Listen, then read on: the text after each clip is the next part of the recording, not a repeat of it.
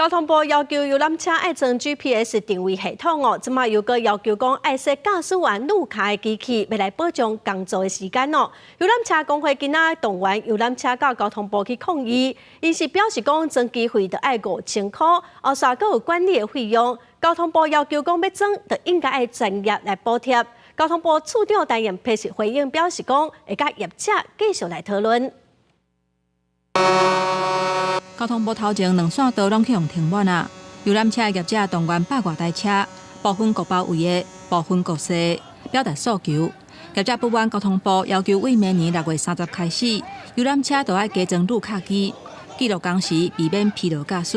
游览车驾驶员工会批评讲，目前车拢已经有安 GPS， 工时拢已经算会出来。交通部说过要求游览车都要自费加装路卡机，实在是不合理。刷卡机的话是会收费至5000至5500，然后另外每个月还要收管理费，绝对会图利厂商。为什么会图利厂商？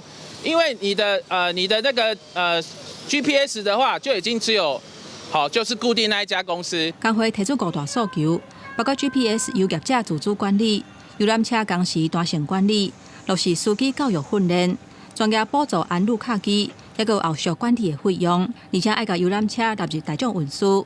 在警方协调之下，真正的代表去总统府交定情书。那交通部处长陈彦批回应讲，业者若有意见，拢会当来讨论。公路局大概也有原来的规划里头就有相关的一个补助。那至于后续如何补助、如何推动，这会由公路局再跟业者进一步的协商。业者提出来的这些想法，我觉得可以再进一步的讨论。另外，针对业者要求讲 GPS 回归业者自主管理，公路局表示，主管机关掌握 GPS 的资讯，考虑安全问题，在天灾的时阵对游览车避险会较有帮助。记者综合报道。